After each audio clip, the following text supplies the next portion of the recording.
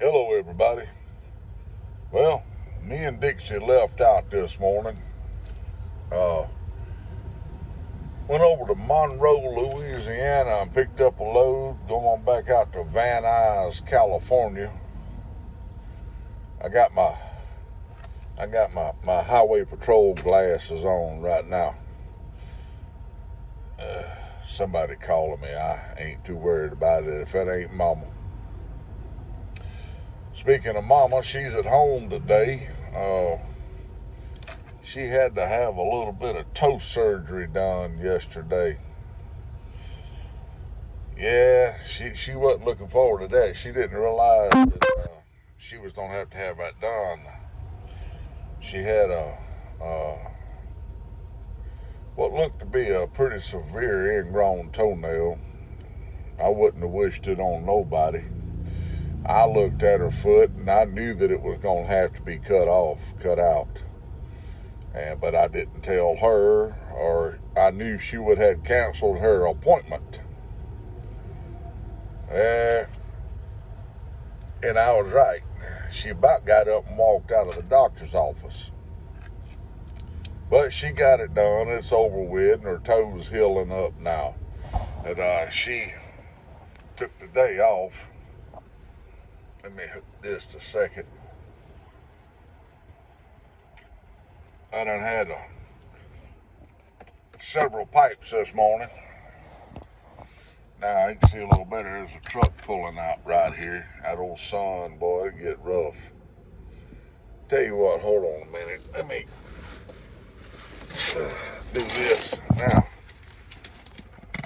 Get that old curtain around here. Now, that's better. Them curtains do come in handy. That's sure they surely do. But me and Dixie's over here at the rest area at the Texas-Louisiana state line. I'm going to do my 30-minute break. I'm going to stop down here again in Texas and top my tanks back off and get as close to Amarillo as what I can get by morning. Hey, you see how I worked that together? Pretty good, huh? Well, even though me and Mama had that toe trimming done yesterday, me and her decided to go to a small group last night from church, and boy, they been studying out of a book, and of course, me and Mama hadn't been able to make it to any of them except for last night, but they were really talking about what I needed to hear, a lot of it. One thing they wanted to touch on was fasting. That's something I've done a lot of. As a matter of fact, I'm fasting today. I may not eat until tomorrow sometime. If I do eat today, it'll be late. It'll be at least a 20 hour fast. But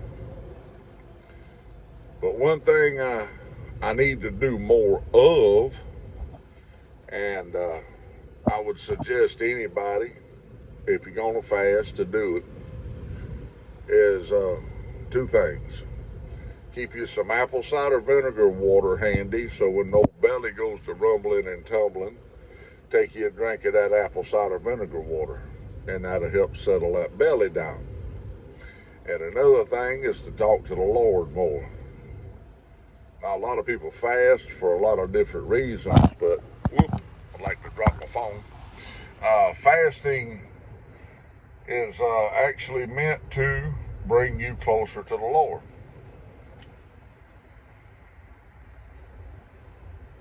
That lady that had helped a small group last night, she is a very unique person. She was born and raised in New York City, and her and her husband own a sheep farm now, and she is a scientist, a certified genius, smartest individual I ever been around in my life, and she tough as a lighter knot.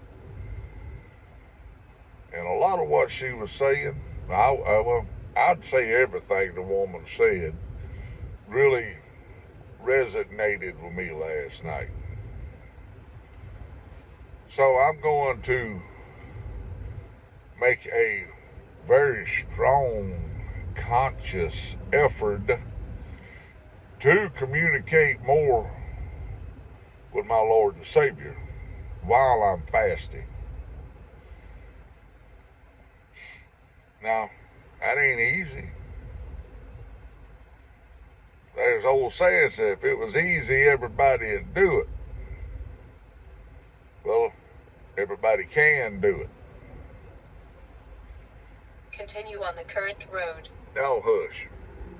Old GPS talking. But I realized something Sunday morning in church that helped me tremendously as our pastor was talking. He was talking about people having demons in their life, even Christians, pastors. Anybody could have a demon in their life, have a demonic force. If you give them a crack, they're gonna slither in like a snake. They might just sit back, let you go about your way for a while.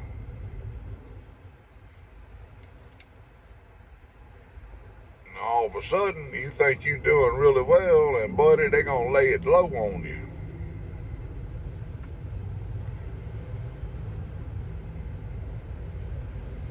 It's difficult to manage your thoughts all the time, but what I realized is it don't start up here, it starts in here.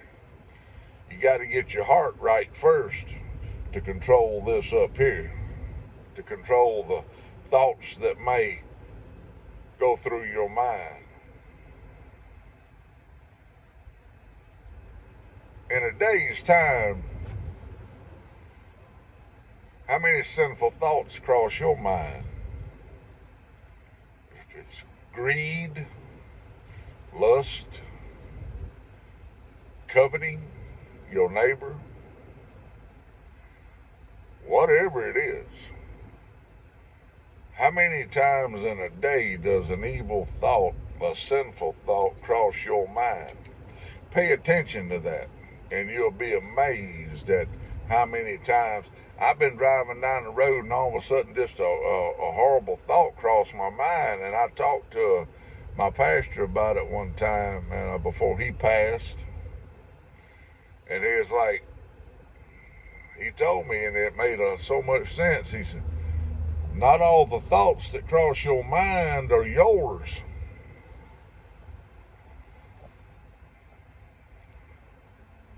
That's where that little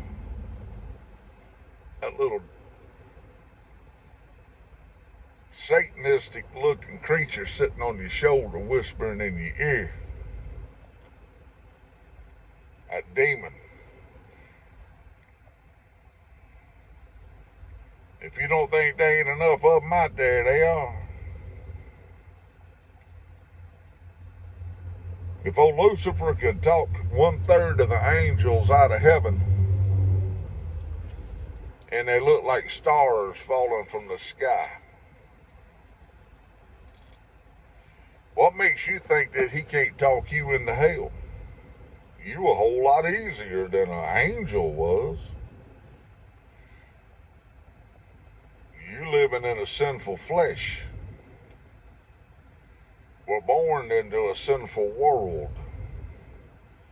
How many of y'all's ever seen a 3-year-old child tell a lie? Nobody had to teach that child to tell a lie. It comes natural.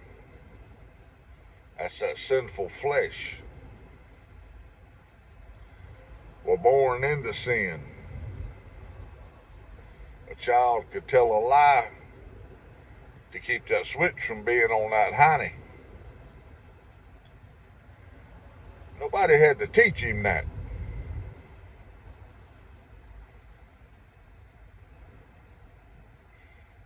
So thought I want to do another video later today, and do one Tales from the Road. Oh, I brought me some tobacco from the house. That old shoulder giving me a little trouble today. I've had it jarred up. That's a good bit of it. Right at half a pound that I brought with me. If I'm able to get up with Israel while I'm out in California, I want to give him a good helping of this. I bought that in Tupelo, Mississippi. It's called, at the time it was called Spring Street. Like a spring that bubbles out of the ground. Spring Street. Well, Spring Street Cigars got that from the Country Squire. The Country Squire made that for them. Well, since then, John David don't make it for them anymore because they're trying to impede on his business in the Jackson area. They're moving in on him.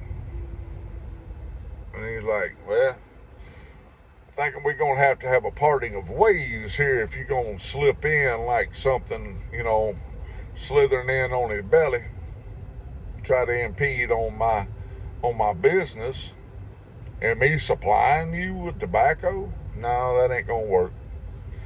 So I was at the Country Squire Friday, and I walked in. I hadn't seen John David in 6 months or more. He looked over and said, he hollered for me, Doug, come here. I mean, the man remembered my name. At least a half a year since I've seen him. I've been in there a time or two, but I haven't seen him. I asked him, I said, look, you make that Spring Street tobacco, pipe tobacco for that pipe shop, cigar shop up in Tupelo, Mississippi. And he said, well, I don't do it no more. I asked him, I said, well, could you make me a pound of it? Told him, I said, man, you got a hit on your hands right there. I mean, that right there is in English. I told him, I said, you got a real hit on your hands with that. So I got him to, matter of fact, it'll probably be at the apartment today. If not today, tomorrow, because I told them just to mail it out. Even though I ain't 10 minutes down the road, I figured Mama was going to be having some issues with that toe, right? So I went ahead and paid for it, and paid on my new Meerschaum pipe that I'm getting for Christmas. But I tell you what, if y'all like a good English, call the Country Squire and get John David to make you some of that right there. That, I think, I'll tell you, with shipping, because it was a pound, and they had to would have to ship it in a bigger box. I think shipping was about $15, maybe a little more. All total, it was like $80 for a whole pound of tobacco plus shipping. And they'll make it up for you. They got another facility where they do all their blending and keep their different tobaccos, because they do so much now that John David had to get him an off-site facility. I told him it was like his secret lab. But if y'all like a good English, I cannot stress it enough to get you some of that. Now, he used to sell it under Spring Street. I don't know what he'd call it now. I told him, I said, you need to get that on the market. Name it, whatever.